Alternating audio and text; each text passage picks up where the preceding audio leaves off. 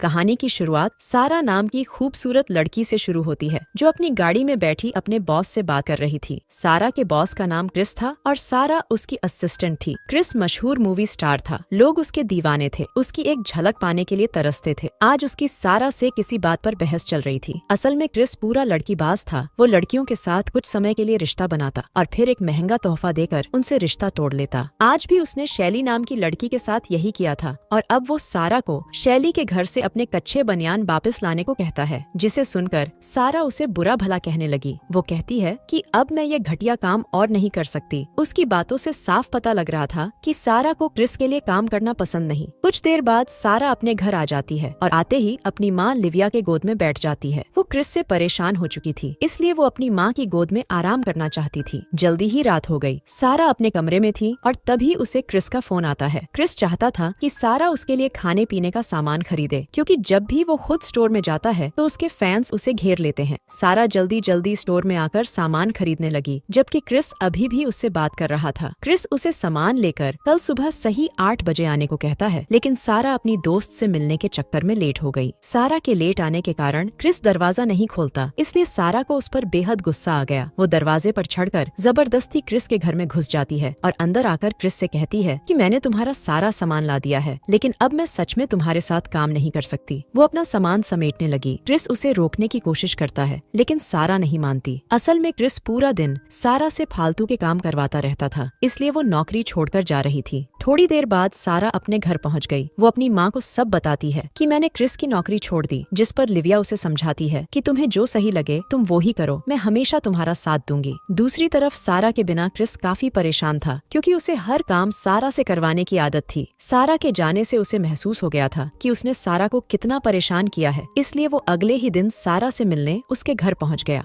घर के अंदर लिविया गाने सुनते सुनते सफाई कर रही थी। कई बार घंटी बजाने पर भी जब दरवाजा नहीं खुलता तो क्रिस खुद ही अंदर आ गया, जबकि दरवाजे की आवाज से लिविया को लगा कि घर में कोई चोर घुस आया है। वो चोर की धुलाई करने की तैयारी कर लेती है, लेकिन जैसे ही उसकी नजर क्रिस पर पड़ती है तो वो हड़बड़ा जाती है, क्योंकि ये कोई चोर नहीं बल्कि ये तो उसकी बेटी सारा का बोस था, जो उससे मिलने आया था। क्रिस के पूछने पर लिविया बताती है कि सारा इस वक्त घर पर नहीं है। क्रिस को सारा से जरूरी काम था, इसलिए वो उसका इंतजार करने का फैसला करता है। लिविया क्रिस को बिठाकर जल्दी जल्दी अपने कमरे में आकर अच्छे से तैयार होकर क्रिस के सामने आती है। सारा अपनी राइटर दोस्त मॉली के साथ थी, जबकि इधर लिविया और क्रिस घर में घूम रहे थे। क्रिस के पूछने पर लिविया बताती है कि मैं राइटर हूँ, मेरी बहुत सी किताबें छप चुकी हैं। ये सुनकर क्रिस हैरान होने लगा, क्योंकि सारा ने उसे ये बात कभी नहीं बताई थी। घर देखने के बाद ये दोनों दारू पीने लगे और दारू पीने के साथ साथ दोनों खूब सारी बातें भी करते हैं। लिविया बताती है कि 10 साल पहले एक हादसे में मेरे पति की मौत हो गई थी। तब से मैंने किसी भी आदमी को अपने करीब नहीं आने दिया। मैं तो किस करना भी भूल गई हूँ। दोनों ने कुछ ज्यादा ही दारू पी ली थी, इसलिए वो दोनों एक दूसरे के करीब आने लगे और क्रिस उसे किस करना सिखाने लगा। आज 10 साल बाद पहली बार किसी ने लिविया को किस किया था, इसलिए उसकी गुफा में तूफान मचने लगा और वो क्रिस पर टूट पड़ती है। वो उसे अपने कमरे में लाकर पहले अपने कपड़े उतारती है और फिर उसकी शर्ट फाड़ देती है। अभी दोनों ने शुरू ही किया था कि तभी सारा घर वापस आ जाती है। वो एक अंगूर मुंह में डालकर लिविया को पुकारती हुई उसके कमरे की तरफ बढ़ने लगी। वो जैसे ही दरवाजा खोलती है तो अपनी माँ को क्रिस की सवारी करते देखकर वो जोर से चिल्लाती है और अंगूर उसके गले में अटक जाता है और वो दीवार से टकराकर बेहोश हो जाती है। कुछ देर बाद सारा अस्पताल में थी। वो अपनी माँ को अपने बॉस से दूर रहने को कहती है, जबकि लिविया का कहना था कि तुम्हें इतना बुरा मनाने की कोई जरूरत नहीं, हम तो सिर्फ अपनी प्यास बुझा रहे थे। इतने में डॉक्टर आकर सारा को देखने लगा और तभी क्रिस भी वहाँ आ जाता है, क्योंकि वेटिंग रूम में उसके फैंस ने भीड़ लगा ली थी। क्रिस को देखते ही डॉक्टर अपना काम छोड़कर उससे बातें करने लगा, क्योंकि वो भी उसका बहुत बड़ा फैन था, जबकि सारा को ये देखकर गुस्सा आने लगा था। कुछ देर बाद जब वो घर आते हैं तो क्रिस सारा को बताता है कि मैं चाहता हूँ कि तुम काम पर वापस आ जाओ, लेकिन सारा मना कर देती है। उसका कहना था कि अगर अब मैं काम पर वापस आई तो लोग कहेंगे कि मेरी माँ ने मेरे बॉस के साथ सोकर मुझे काम दिलवाया है। क्रिस उसे समझाता है कि मैं यहाँ तुम्हारी माँ के साथ प्यास बुझाने नहीं आया था, बल्कि मैं तो सच में तुमसे ही मिलने आया था। सारा अपने बॉस से कहती है कि साले, तुमने मेरी माँ के साथ जो कांड किया है वो दोबारा नहीं होना चाहिए। ये सुनकर क्रिस उससे वादा करता है कि ऐसा कभी नहीं होगा। कुछ दिनों बाद क्रिस शूटिंग कर रहा था और सारा भी उसके साथ थी। उसी रात को लिविया नई किताब पर काम कर रही थी और इसी बीच उसे क्रिस का मैसेज आता है। वो लिविया से मिलना चाहता था, लेकिन लिविया मना कर देती है। क्रिस कहता है कि मैं सिर्फ तुमसे बात करना चाहता हूँ। ये सुनकर वो मान गई और अच्छे से तैयार होकर क्रिस से मिलने पहुँच गई। सारा मॉली शेली के साथ क्रिस की स्क्रिप्ट पर काम कर रही थी, जबकि इधर लिविया क्रिस के साथ एक होटल के कमरे में थी। दोनों एक दूसरे से वादा करते हैं कि उस दिन जो हुआ वो दोबारा नहीं होगा। दोनों अपनी अपनी गर्मी को भी शांत रखने का वादा करते हैं। खाना खाने के बाद ये लोग दारू पीने लगते हैं और दारू पीते पीते दोनों के बदन में आग लगने लगी, जिसके बाद दोनों अपना वादा भूलकर फिर से शुरू हो जाते हैं। देखते ही देखते क्रिस ने लिविया की गुफा में धमाके करने शुरू कर दिए। देर रात को जब लिविया अपने घर वापस आती है तो उसे सारा मिलती है। उसके पूछने पर लिविया बताती है कि मैं क्रिस के साथ खाना खाने गई थी। सारा कहती है कि सिर्फ खाना ही खाया या फिर कुछ और भी किया। ये सुनकर लिविया उसे समझाने लगी कि क्रिस अच्छा इंसान है, तुम ही उसे गलत समझ रही हो। इतना कहकर वो अपने कमरे में आ गई और अपनी सास को फोन कर क्रिस के बारे में बताने लगी। वो उसे सारा के बारे में भी बताती है कि उसे क्रिस पसंद नहीं, क्योंकि वो उसका बॉस है। लिविया की सास उसे समझाती है कि अगर तुम्हें क्रिस पसंद है तो तुम्हें किसी को सुनने की जरूरत नहीं। अपनी सास से बात कर लिविया को काफी अच्छा लग रहा था और उसने क्रिस के साथ आगे बढ़ने का फैसला भी कर लिया था। दोनों एक दूसरे से प्यार करने लगे थे। दोनों पूरा दिन साथ ही रहते, एक दूसरे के साथ खूब मस्ती करते और मौका मिलने पर अपनी गर्मी भी शांत करते। दोनों एक दूसरे से बेहद खुश थे, जबकि सारा को अब भी अपना बॉस पसंद नहीं था। इसी बीच एक शाम सारा को पता चलता है कि लिविया क्रिस के लिए स्क्रिप्ट लिख रही है। ये देखकर उसे अपनी माँ पर बेहद गुस्सा आने लगा, क्योंकि लिविया ने उसे इस बारे में कुछ नहीं बताया था। उधर लिविया क्रिस के साथ एक पार्टी में आई हुई थी। सारा भी तैयार होकर पार्टी में पहुंच गई और लिविया से बहस करने लगी। लिविया उसे समझाने की कोशिश करती है, लेकिन सारा का गुस्सा तो 7वें आसमान पर था। वो लिविया की कोई बात नहीं सुनना चाहती थी। जब क्रिस सारा को समझाने की कोशिश करता है तो सारा उसे भी बहुत भला बुरा कहने लगती है। इस वक्त सारा का दिल कर रहा था कि वो गोली मारकर क्रिस की जान ले ले, क्योंकि सारा को लगने लगा था कि क्रिस के आने से लिविया उससे दूर होने लगी है। सारा की बातें सुनकर लिविया को भी गुस्सा आ जाता है और वो भी उसे बुरा भला कहने लगती है, जिसके बाद सारा अपना घर छोड़कर अपनी एक सहेली के घर रहने आ गई। दूसरी तरफ लिविया क्रिसमस मनाने अपनी सास के घर आ गई थी। कुछ ही देर बाद सारा भी अपनी दादी के घर आ गई ताकि पूरा परिवार मिलकर क्रिसमस मना सके। सारा अभी भी लिविया से नाराज थी। वो अपनी दादी को बताती है कि क्रिस अच्छा आदमी नहीं है। ये सुनकर उसकी दादी उसे समझाती है कि लिविया ने तुम्हारे पिता की मौत के बाद अपने बारे में कभी नहीं सोचा। उसने हमेशा सिर्फ तुमसे ही प्यार किया है। अगर आज उसे क्रिस से प्यार हो गया है तो हमें उसकी खुशी में शामिल होना चाहिए। इसी बीच सारा की नजर लिविया पर पड़ती है, जो क्रिस का स्वागत कर रही थी। रात को पूरा परिवार साथ मिलकर खाना खाने लगता है। लिविया की सास को भी क्रिस पसंद आता है और क्रिस भी उनसे मिलकर काफी खुश था। खाना खाने के बाद दोनों सास बहू बैठकर बातें करने लगती है। लिविया बताती है कि सारा का बाप मुझसे तलाक लेना चाहता था, क्योंकि उसका किसी और के साथ चक्कर चल रहा था, लेकिन तलाक लेने से पहले ही उसकी मौत हो गई और उसके चक्कर के बारे में किसी को कुछ पता नहीं चला। क्रिसमस मनाने के बाद अगले ही दिन ये लोग वापस जाने लगे। जब सारा क्रिस की गाड़ी में सामान रखने लगती है तो उसे गाड़ी में वही तोहफा मिलता है, जिसे देखकर क्रिस लड़कियों से ब्रेकअप करता था। सारा समझ गई कि अब वो उसकी माँ से ब्रेकअप करने वाला है। पहले तो सारा कुछ नहीं बोलती, लेकिन जब वो सभी लोग घर वापस आ जाते हैं तो सारा से रहा नहीं जाता और वो लिविया को तोहफा दिखाकर बता देती है कि क्रिस जब भी ब्रेकअप करता है तो लड़की को यही तोहफा देता है और अब ये तुम्हारे साथ भी वही करने वाला है। लिविया को सारा की बात पर यकीन हो जाता है और वो क्रिस को अपने घर से जाने को कह देती है। कुछ दिनों बाद नया साल था, लेकिन कोई भी खुश नहीं था। इसी दौरान सारा क्रिस से मिलने उसके घर आती है। यहाँ क्रिस उसे बताता है कि मैं तुम्हारी माँ से ब्रेकअप नहीं करना चाहता था, मैं तो उससे बहुत प्यार करता हूँ। वो तोहफा तो शैली ने वापस कर दिया था और मैं उसे गाड़ी से निकालना भूल गया था। सारा भी समझ गई थी कि क्रिस अच्छा इंसान है और वो सच में उसकी माँ से बहुत प्यार करता है, इसलिए उसका मूड ठीक करने के लिए वो उसे एक स्टोर में ले आती है। दूसरी तरफ सारा की दादी लिविया को लेकर स्टोर में पहुँच जाती है। जैसे ही लिविया अंदर आती है तो उसकी नजर क्रिस पर पड़ती है और दोनों एक दूसरे को देखकर हैरान होने लगते हैं। असल में ये सब तो दादी पोती की योजना थी ताकि वो लिविया और क्रिस को मिला सकें। सारा अपनी गलती के लिए दोनों से माफी मांगती है और वहाँ से चली जाती है। कहानी के आखिर में लिविया भी क्रिस को माफ कर देती है और इसी के साथ इस कहानी का यही अंत हो जाता है। हमारी वीडियो देखने के लिए बहुत बहुत धन्यवाद। अगर आप ऐसी ही वीडियोस के दीवाने हैं तो प्लीज मेरे चैनल को जरूर सब्सक्राइब करें। मिलते हैं अगली वीडियो में, तब तक के लिए नमस्कार।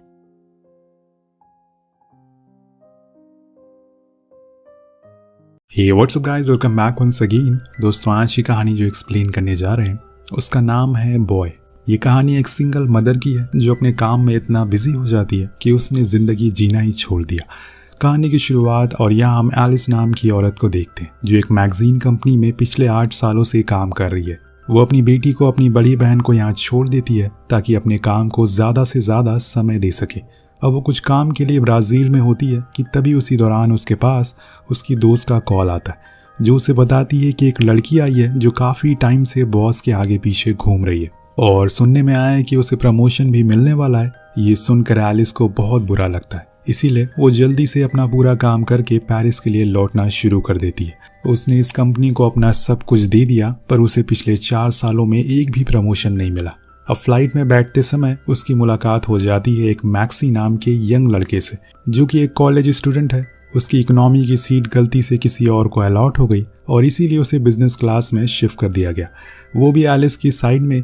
लेकिन वो तो अपने कामों में बिजी थी और ये पहली बार था उस सीट का आनंद, और यहाँ पहली बार मैक्सी उस सीट का आनंद लेता है जिसके ऊपर बैठना हर किसी का सपना होता है। लेकिन लैंडिंग के दौरान टर्बुलेंस होना शुरू हो जाती है जिससे एलिस को बहुत डर लगता है, इसीलिए वो मैक्सी का हाथ पकड़ लेती है, जो कि वो देखकर बहुत ही ज़्यादा खुश होता है क्योंकि ऐसा उसके साथ पहली बार हुआ था। अभी तक किसी भी लड़की ने उसका हाथ नहीं पकड़ा था, जिस चक्कर में उसे पहली नज़र में उसी दौरान एलिस से प्यार हो जाता है, वो पसंद आ जाती है।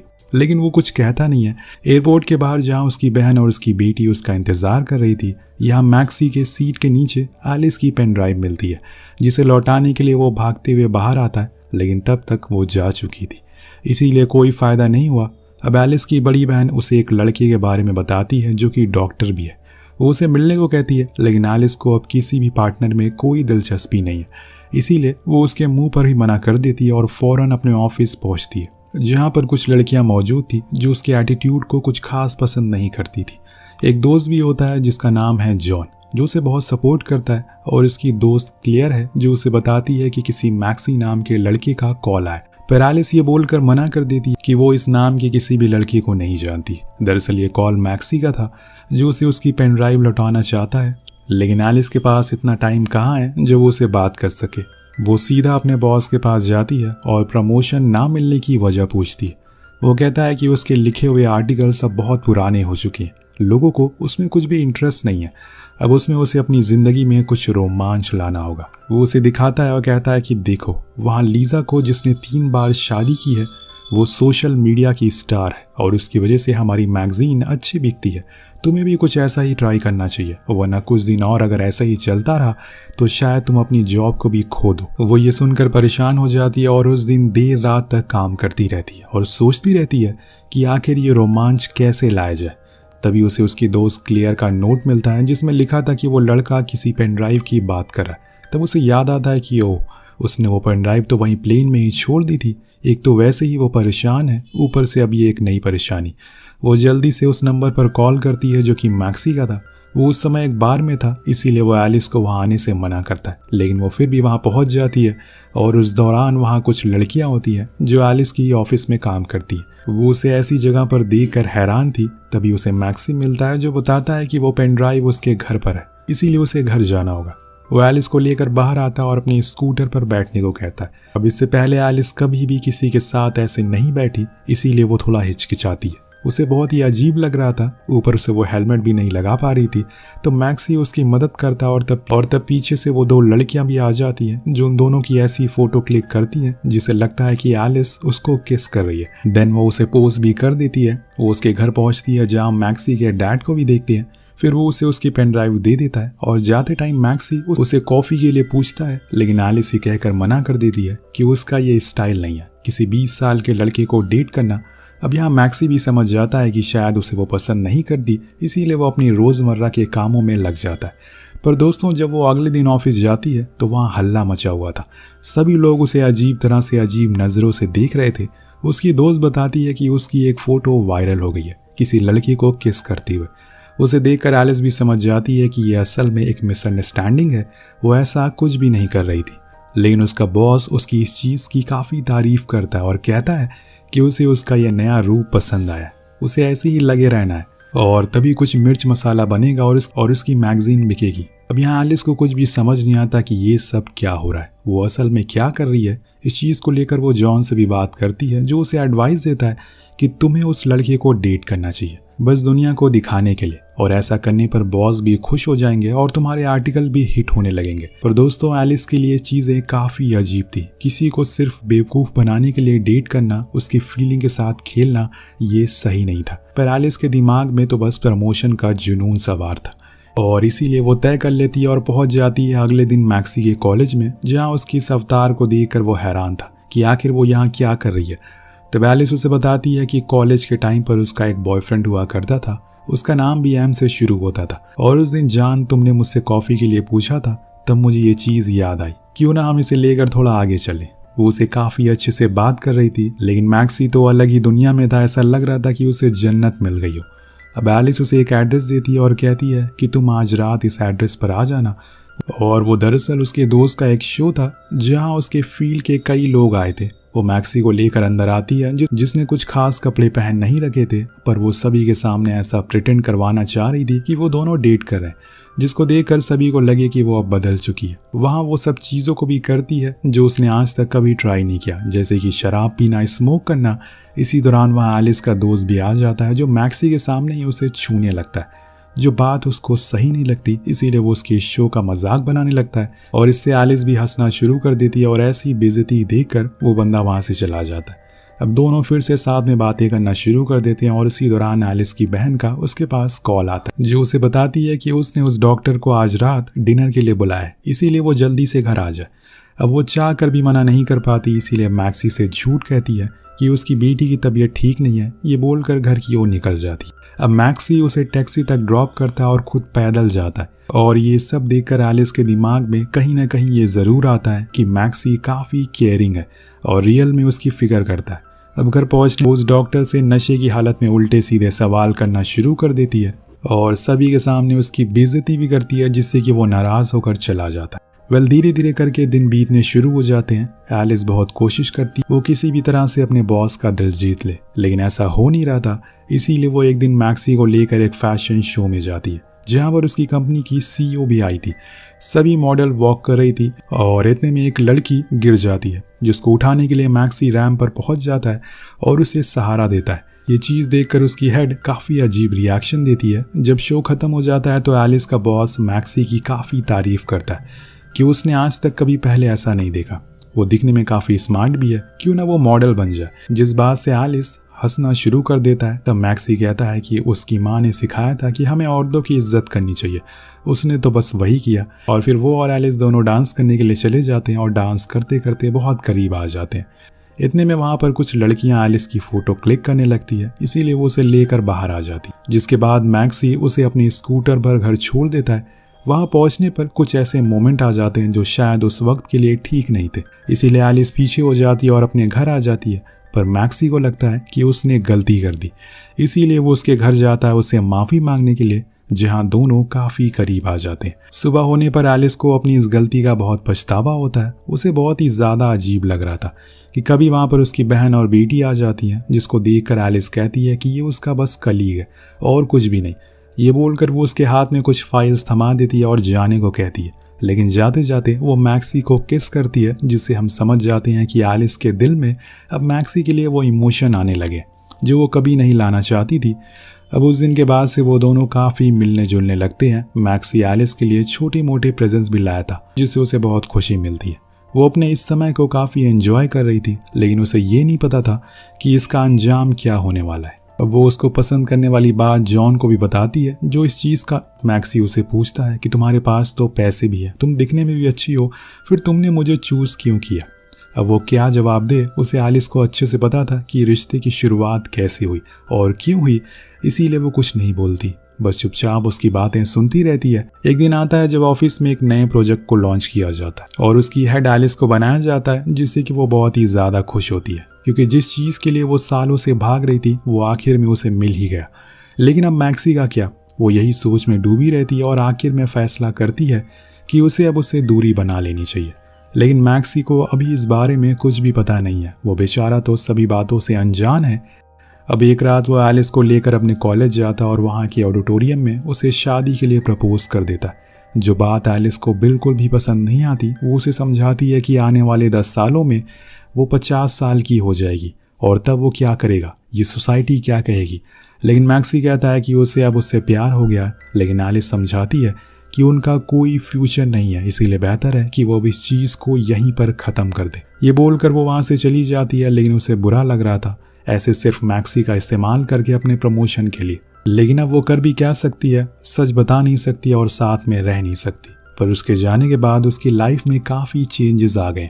वो किसी से बात नहीं करती ढंग से, यहाँ तक कि अपनी बहन से भी वो जॉन से इस चीज़ों को शेयर करती है तो वो बताता है कि तुम्हें उसके साथ जो टाइम स्पेंड किया है उसे भुलाने में थोड़ा समय लगेगा। वहीं मैक्सी भी अब पहले जैसा नहीं रहा, वो अपने डैड से अपने दुख को शेयर करता है जो उसे सहारा देते हैं और कहते हैं कि ये सब चलता रहता है, तुम्हें ज़िंदगी में आगे बढ़ना चाहिए। लेकिन मैक्सी के लिए मानो सब कुछ थम सा गया है, कुछ भी सही नहीं लग रहा है उसे। लेकिन उसकी ज़िंदगी एक बार फिर करवट लेती है, पर कैसे ये आपको कुछ ही देर में पता चल जाएगा। अब 2 हफ्तों बाद ऑफिस में हेड आती हैं मैगजीन की कवर फोटो को देखने के लिए, जो उन्हें कुछ ठीक नहीं लगती। तभी उनकी नज़र एलिस के लैपटॉप पर पड़ती है जिसके होम पेज पर मैक्सी की फ़ोटो लगी थी और उन्हें वो उस दिन रैंप वॉक पर वही लड़का याद आ जाता है। उसे अब अपने पुराने मॉडल पसंद नहीं आ रहे, इसीलिए वो मैक्सी को चूज़ कर लेती है और कहती है कि यही अब हमारा नेक्स्ट मॉडल होगा। पर यह सुनकर एलिस बिल्कुल भी खुश नहीं थी, क्योंकि वो नहीं चाहती कि वो फिर से मैक्सी के पास जाए। इसीलिए वो उनके सामने कहती है कि अभी वो बच्चा है, उसे मॉडलिंग में कुछ भी नहीं आता। लेकिन उसके बॉस ने हाँ कर दिया है, जो बात वो एलिस को भी कहता है, और अब उसे कैसे भी करके मैक्सी को लेकर आना होगा, वरना वो उसकी जगह लीज को दे देगा। अब यहाँ मजबूरन एलिस को मैक्सी को कॉल करना पड़ता है और उसके घर जाकर वो उससे मिलती भी है। अब यहाँ मैक्सी को लगता है कि वो उसे मिस कर रही होगी, इसीलिए उसे मिलने के लिए चली आए। लेकिन वो तो सीधा जाकर उसे काम की बात करने लगती है और अपनी सिचुएशन के बारे में बताने लगती है, जो बात मैक्सी को अच्छी नहीं लगती। इसीलिए वो वहाँ से चला जाता और गुस्से में। नेक्स्ट डे सभी लोग शूट के लिए रेडी रहते हैं। एलिस भी तैयार थी, लेकिन अभी तक मैक्सी आया नहीं था। यह एलिस को डर लग रहा था कि अगर वो नहीं आया तो उसकी जॉब जा सकती है। पर अगले ही पल वो आ जाता है एक बार फिर से उसकी मदद करने के लिए, क्योंकि वो उसे प्यार जो करता है उसका साथ वो कभी छोड़ नहीं सकता। अब वो सीधा मेकअप रूम में चला जाता है, जहाँ कुछ देर बाद जॉन आता है जो उसे माफ़ी मांगता है, क्योंकि उसकी ही वजह से उसका दिल टूटा और उसी ने ही एलिस को वो आइडिया दिया था। उसे वो सब कुछ सच सच बता देता है, जो जानकर मैक्सी बाहर आकर सभी के सामने एलिस को किस करने लगता है, जिससे सभी को लगे कि सच में वो दोनों साथ में, क्योंकि अब उसे भी पता चल चुका है कि वो बस ड्रामा कर रही थी। फिर शूट की बारी आती है। मैक्सी के लिए सब काफ़ी नया था, इसीलिए वो सही से परफॉर्म नहीं कर पा रहा था। अब फोटोग्राफर को बार बार कहने पर वो इरिटेट हो जाता है और वहाँ से सब कुछ छोड़कर जाने लगता। तब एलिस उसे रोकती है, लेकिन आपको क्या लगता है वो उसे माफ़ी मांगेगी? जी नहीं, ऐसा कुछ भी नहीं होता। वो तो उल्टा मैक्सी से उस फोटोग्राफर से माफ़ी मांगने को कहती है, क्योंकि उसके ऊपर प्रमोशन का जुनून सवार था। अब मैक्सी के ऊपर क्या बीत रही है उसे ज़रा भी अंदाज़ा नहीं था और ना ही फ़र्क पड़ रहा था, और अब वो चाहती है कि इस किस्से को यहीं पर ख़त्म कर दिया जाए। अब यहाँ दोस्तों उसकी ऐसी खुदगर्जी को देखकर मैक्सी को उसके ऊपर बहुत गुस्सा आता है। वो सभी के सामने उसे सच बोलना शुरू कर देता, जिसे सुनकर सभी लोग हैरान थे कि एलिस ने ऐसा क्यों किया। उसके बॉस उसे बहुत नाराज़ हो जाते हैं और उसकी इस हरकत की वजह से उसे जॉब से निकाल दिया जाता है और उसकी जगह पर लीज को रख लिया जाता है। यानी कि अब वो दोनों जगह से हाथ धो बैठी है, मैक्सी भी गया और जॉब भी। इसीलिए कहते हैं कि 2 नाव पर सवार होकर चलने वाले हमेशा डूबते हैं। वैसे ही आज उसके साथ हो रहा है। मैक्सी के जाने के बाद वो बहुत ही अकेला फील करने लगती है। उसे चीज़ें देखकर उसे मिस करने लगती है। हर समय बस उसकी यादें उसे सता रही थी, हर चीज़ में उसे उसकी झलक दिखाई दे रही थी। और ऊपर से अब उसके पास कोई भी काम नहीं था, वो ऐसे ही घूमती रहती है। लेकिन एक दिन जब वो कुछ ज़्यादा ही उसे मिस करने लगती है तो वो सीधा उसी ऑडिटोरियम में पहुंच जाती है जहां उसने मैक्सी के प्यार को ठुकराया था। आज वहीं पर सभी स्टूडेंट के सामने अपने दिल की बात कहती है और बोलती है कि उसने अब फ्यूचर का सोचना छोड़ दिया, उसे अब अपने प्रेजेंट को बेहतर और यादगार बनाना है। आखिर में वो मैक्सी से माफ़ी भी मांगती है और वहीं सबके सामने रोने लगती है। वही मैक्सी जो आज भी उससे उतना ही प्यार करता है जितना वो पहले किया करता था। उसने भले ही गुस्से में उसे सब कुछ बोल दिया, लेकिन वो उसे छोड़ना नहीं चाहता। वो स्टेज पर जाकर उसे किस कर लेता है और सभी उसे देखकर क्लैप करते हैं। उसके बाद एलिस ने मैक्सी का हाथ कभी नहीं छोड़ा और दोनों ने मिलकर एक नए बिजनेस की शुरुआत की और साथ में रहने लग गए, जिसके साथ ही इस कहानी का यहीं पर अंत हो जाता है। दोस्तों, फ्यूचर के बारे में सोचना सही है, लेकिन हम आज जिंदा हैं तो आज की सोचना चाहिए, स्पेशली प्यार के मामले में, क्योंकि पछतावे से अच्छा है कि प्यार का इजहार कर दिया जाए। आपको कहानी कैसी लगी नीचे कमेंट करके जरूर बताएगा। मिलते हैं अगले वीडियो में। Peace out.